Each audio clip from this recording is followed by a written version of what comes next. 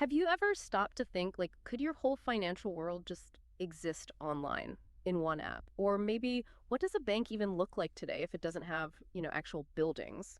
We're going to tackle that today. We're doing a deep dive into SoFi Technologies. They're right in the middle of all this digital finance stuff.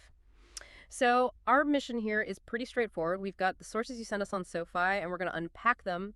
We want to figure out what makes this company tick, how all its different parts work together, and sort of where it fits in this whole changing financial world.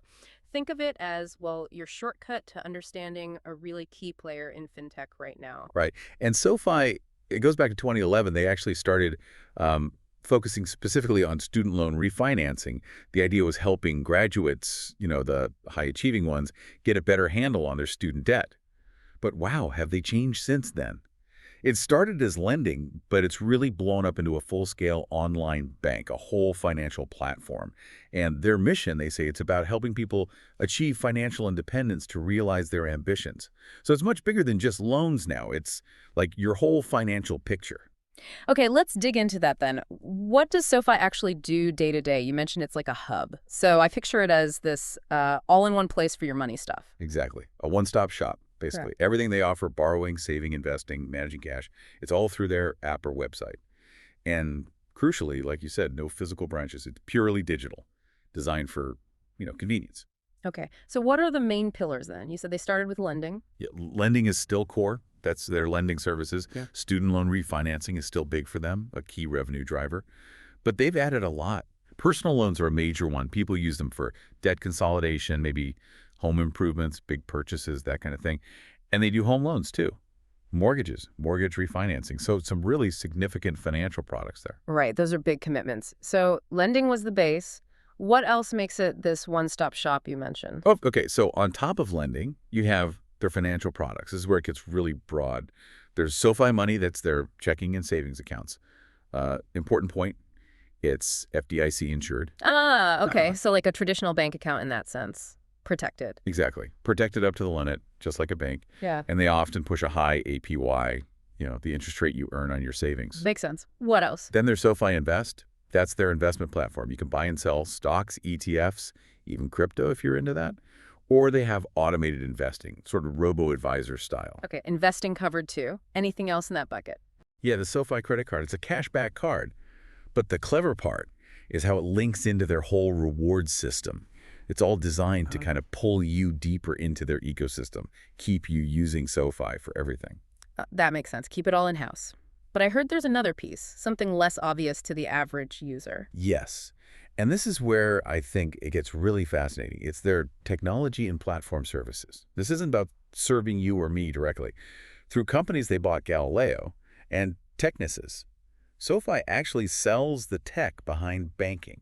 Wait, explain that. They sell tech to other banks. Exactly. Or other fintechs. It's called banking as a service or payment processing too. So if some startup wants to launch, say, a new payment app or a digital wallet, they might use SoFi's tech, Galileo's tech, underneath it all. Wow. Okay, so they're powering their potential competitors in a way. Kind of. Yeah. But it's a smart diversification. This tech platform piece is a growing part of their revenue. It's not just about consumer banking and lending anymore. Okay, I think I'm seeing the picture now. Let's connect the dots on how they actually make money from all this.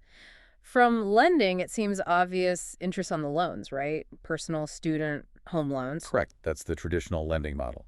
Interest income. Then the financial products, SoFi Money, Invest, the card. How does that generate cash? Multiple ways there. On the invest side, you've got trading fees, potentially. With the cards, debit and credit, they earn interchange fees. Interchange. That's the small fee merchants pay whenever a card is used. Precisely. It's usually a small percentage, but it adds up with volume. Okay. And the last piece, that tech platform. That's more of a B2B model. They make money by licensing Galileo and Technisys technology to other financial institutions. Subscription fees, usage fees, that sort of thing. So it's really quite diversified. Lending, consumer financial services, and this B2B tech angle. Absolutely. And that diversification is key to understanding why SoFi stands out. First, there's that whole all-in-one financial super app idea we talked about. Putting everything bank, invest, borrow in one place for the customer, it creates stickiness. Right. Makes it harder for people to leave if everything's connected. Exactly. But maybe even more important, strategically, is their bank charter. Getting that official U.S. banking license was huge Why was that such a game changer? Lots of fintechs don't have one. because it fundamentally changes their funding. With a charter, they can take deposits directly, like a traditional bank. That means they aren't solely reliant on borrowing money from other sources, which is usually more expensive. Yeah. It lowers their cost of capital significantly, gives them much more control. Got it. Cheaper funding, more control. That's a big advantage. A massive advantage over many competitors. And then, don't forget those tech subsidiaries, again, Galileo and Technisys. That B2B revenue stream provides a whole separate engine for growth, balancing out the consumer side. It's a really interesting two-pronged approach. Okay, it sounds like a strong model, but no company is without its challenges, right? What are the risks and challenges for SoFi? Trying to do everything must have downsides. Definitely. It's not all smooth sailing. First off, competition is fierce. You've got the big traditional banks waking up and improving their digital game, and then there are tons of other fintech startups, many specializing in just one area, like lending or investing, potentially doing it better or cheaper. So they risk being a jack of all trades, master of none. That's always a risk with the super app model, yes. Keeping quality high across the board is tough. Another big factor is interest rate sensitivity. Their lending business is directly impacted by rate changes. How so? Well, when rates go up, borrowing becomes more expensive, so fewer people might take out loans. That slows down a core part of their business.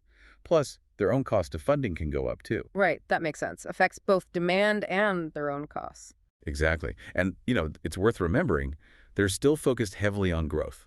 They aren't consistently profitable like, say, JP Morgan Chase or Bank of America yet. They're investing a lot back into the business, acquiring customers. So profitability is still developing. Okay, so growth focus, competition, interest rates. Those are real hurdles. Yeah. Given that, what's the future outlook? What are they aiming for?